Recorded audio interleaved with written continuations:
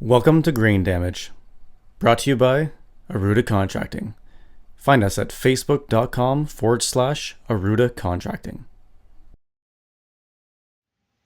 Hey guys, it's Ben. Today we're going to look at doing some baseboards, replacing some baseboard that got weathered from some water because there was a minor flood. And there's also some baseboard underneath this cabinet that we got to replace as well. So let's do it. Okay, so first thing, the old baseboard here, they left some remnants. So let's just get rid of anything here, try to make that as flat as possible. There's also a nail right there, so to get that nail out.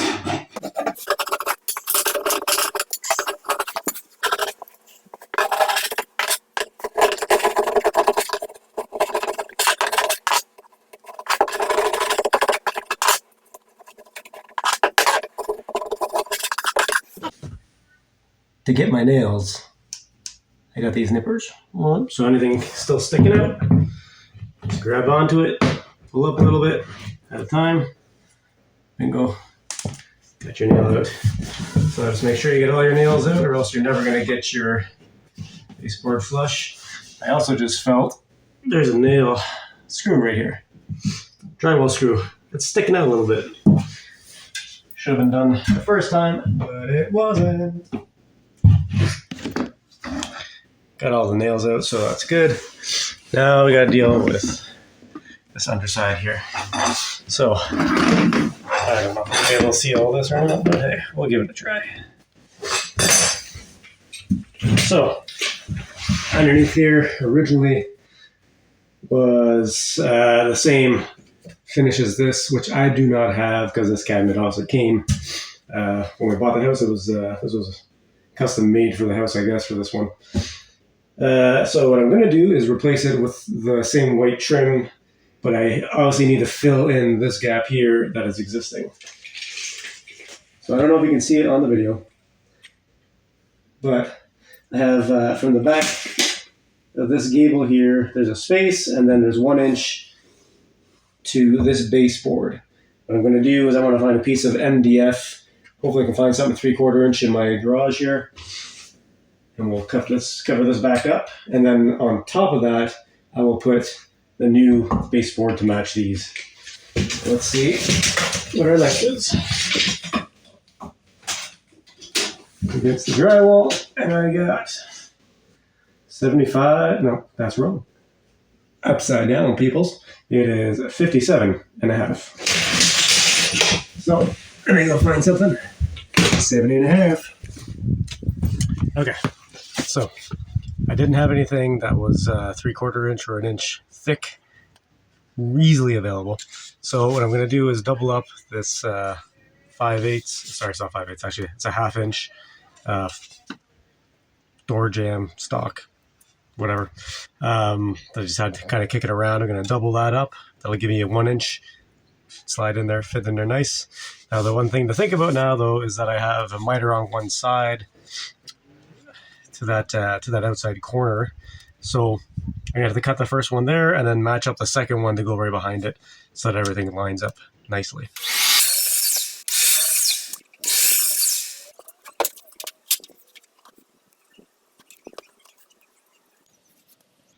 What I just did there was I lined up my 2 angle miters, but the one that's going to go in back is going to be a little bit shorter because it's got a 1/2 inch to account for here. Now the thickness of my height for there is 3 1/4 inch to get underneath that cabinet.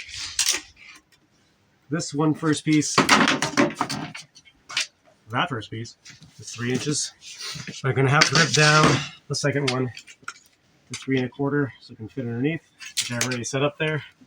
I don't know if you can even see that table saw. My spare little table saw, because the garage is a mess. I can't get in there very well right now, so don't make fun of it. Also, do as I say, not as I do. Make sure you always have your saw blade protector on your table saw. It's a very good idea to have that on there. Okay.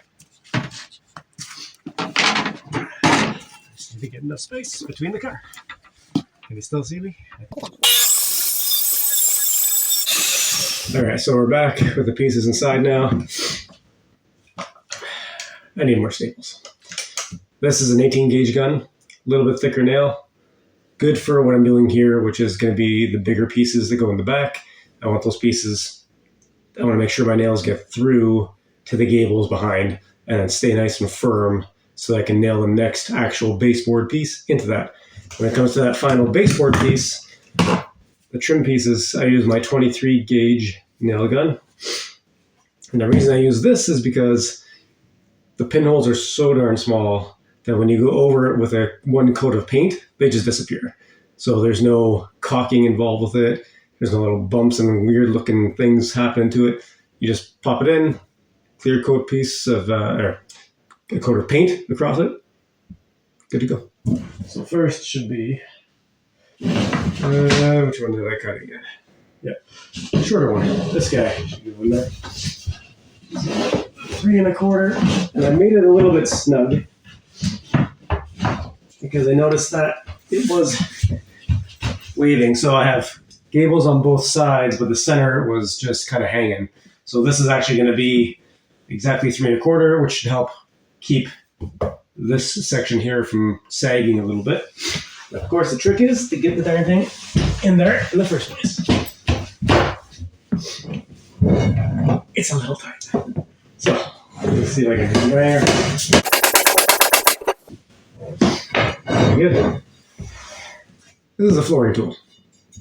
So if you're tight against a wall and you're onto like your last strip or two, you can hook your flooring onto this and use your hammer to pop it back away from the wall and suck it in so all the joints get nice and tight.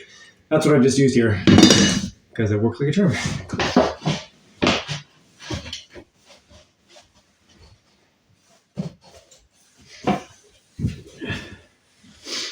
Okay. So staple.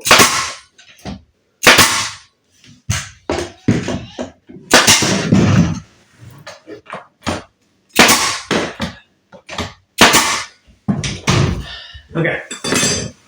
So my nail gun can't get tight enough into that corner. So I'm going to put a screw in it. Maybe a couple.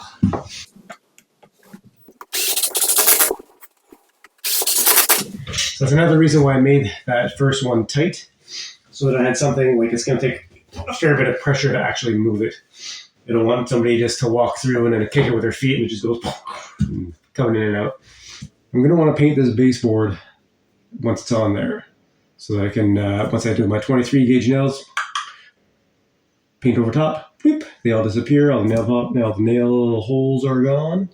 Nail holes are gone, yes. So what I'm going to do to kind of make this super easy on me for later, I'm going to run some tape on the floor now. And the reason I'm doing that is because then I can just easily boop, boop, boop, boop, put all kinds of paint on it. Not really need to worry about whether or not I'm touching the floor. I'll go nice and gingerly. I can just coat it nice and thick, make sure everything's nice and smooth, and then you're good to go. You just cut back the tape afterwards. All good. All right.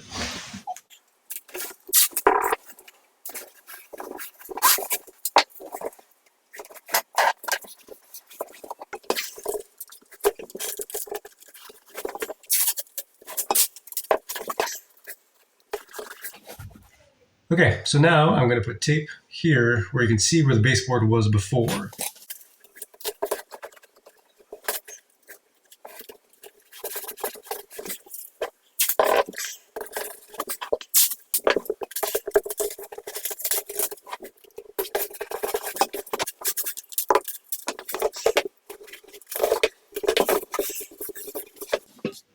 Okay, now the tape's all ready.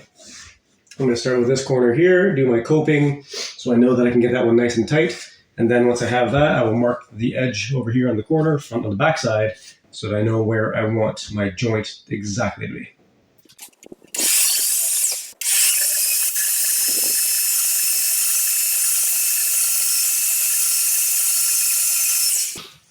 Okay, so what I did there was I got this started.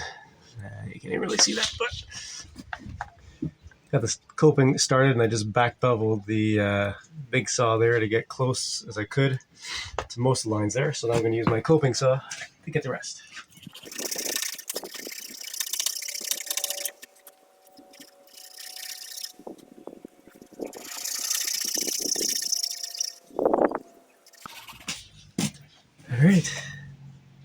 see.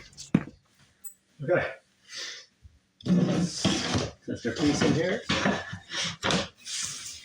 Yeah. Pretty good down there. So, now what I do is I'm just gonna take a pencil, mark the back side of this existing piece here on the back of this baseboard. So now I have that mark telling me where my 45 should be.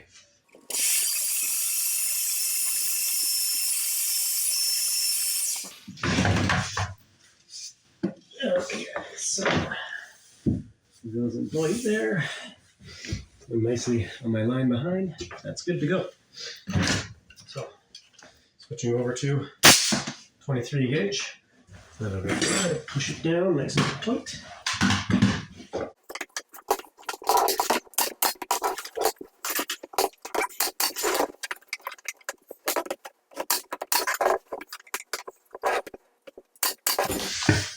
Okay, so what I didn't show when I was out there was I had to go back and cut out this little notch here so I can go around the cabinet down there.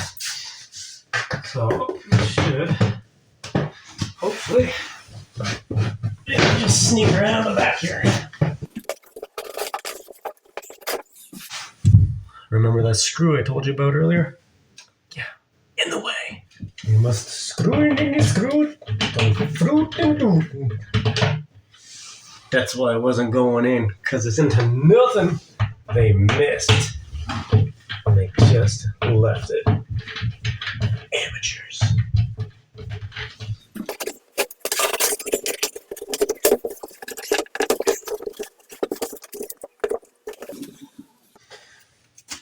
Okay. So that's nicely in there now. Rightio. Good. Pow pow. One side.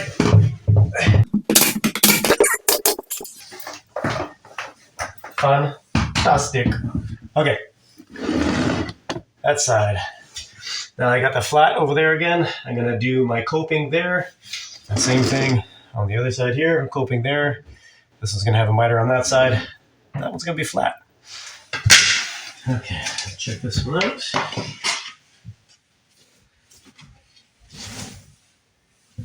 That is dang well as close to perfect as you can get. If I do say so myself. Ends I did.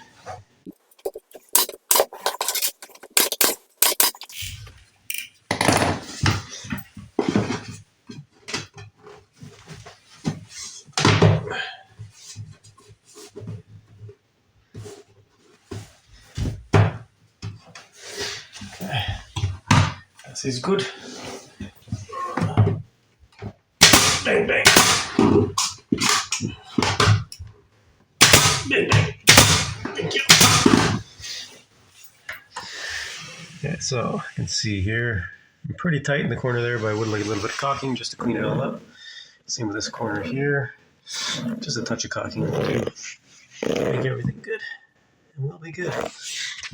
And then we'll be around to the paint.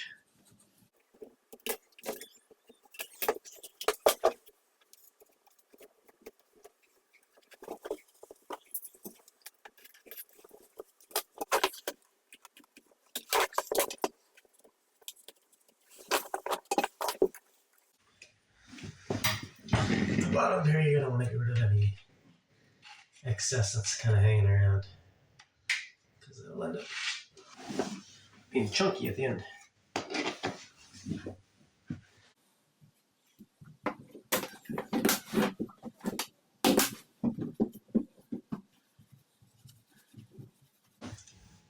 Okay, so caulking is dried. Now I'm just going to do some touch-up paint. Really hard when you're trying not to get in this shot.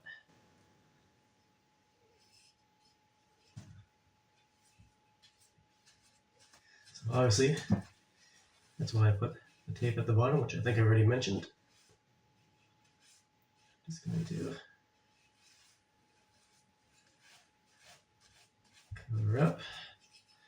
And then, of course, the tape at the top, which I think, again, I already mentioned. You guys are probably pretty smart. Figured this out a long time ago, but that way I can go across the top without having to worry, especially when you're trying to get around the back of toilets and things like that. Makes it a lot easier to get around this stuff. And then you don't have to really worry too much about making a mess, because if you do make a little bit of mess, you're on the tape.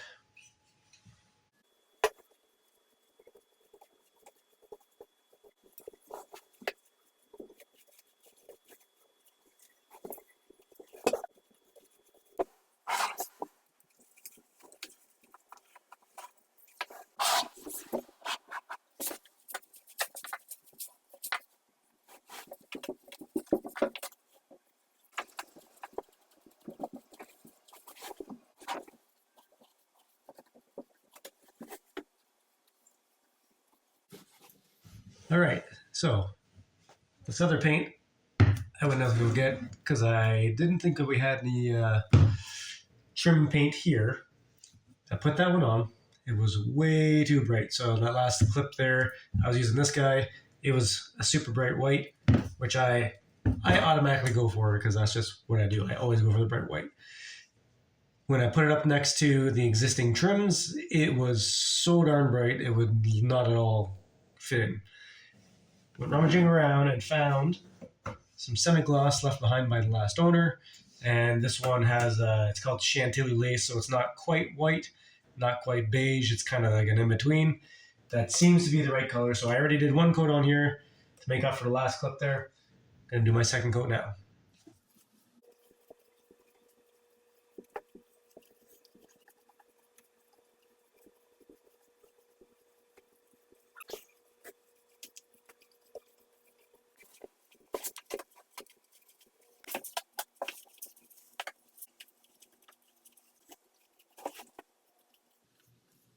So now, second coat done. Let that dry. It's getting later in the day here, so I'm going to let that dry overnight. And then we'll take off that tape. I'll show you how to do that. And then we're going to caulk the top. Done. Okay, so everything had a chance to dry up overnight and everything. We're ready to take off the tape. This is the important tool here. A very sharp utility knife blade. Make sure that your point is nice and sharp because that's the key to this whole thing. Let's see. So number one is you can take your knife, come across, just a little bit of pressure. We'll score off that tape over top of the baseboard. And you don't need to dig your way all the way through the drywall. You just want to score it so that anything just above the baseboard comes off.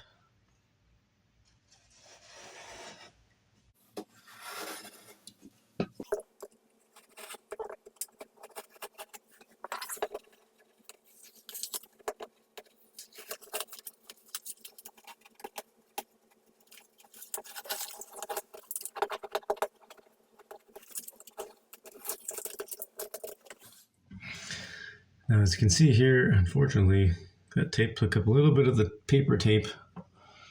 The paper from the drywall. And then in this corner here, some of the paint came off with it. Now, the reasoning for that is when whoever did the first roll of paint on here didn't properly clean the drywall. So there's dust sitting behind the paint. So when I pulled that tape off, that's what it created. Luckily, I do believe I have some of this paint around, and once we caulk this as well, that'll help clean that up. Okay, let me get rid of this little chunk here. Now, same thing goes for the bottom. I don't remember if I said earlier, but again, you want your baseboard to be as tight to the floor as possible for this to work. So same thing, you're just going to score nice and tight to that baseboard.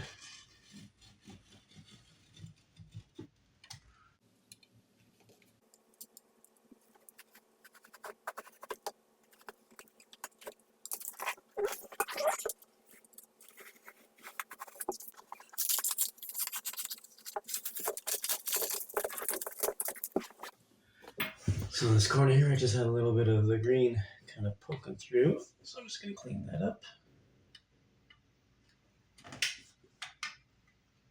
Use a knife to get in there. Basically just feed it out like that. Same with over here, just the tiniest little sliver. Just gonna work it back out. Now, if you're doing a big room, it's not so hard. This tiny little space, problematic.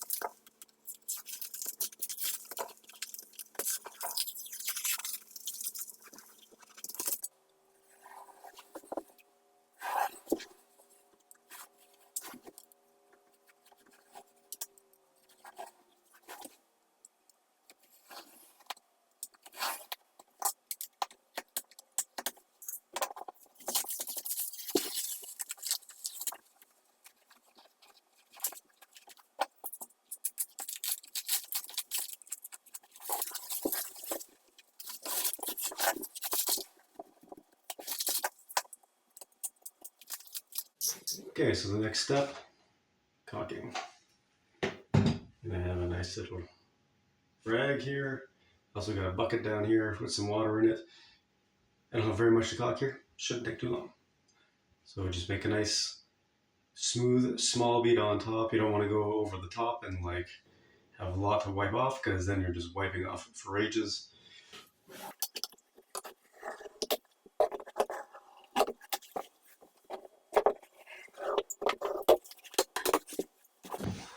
So I always put a little dab of water, just to kind of dip my water into the bucket first. Get a little bit wet. You just hold it tight. Push down and through. So make sure to get the corners tight. Push down and through. Still takes a bit of pain in that. Then you take your good-sided rag here. Same thing. You're just wiping off the excess.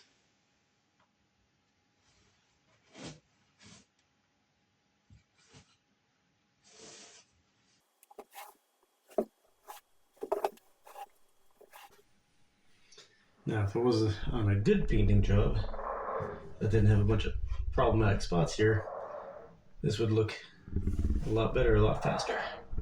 But I'm going to definitely have to go back and obviously do some paint touch-ups.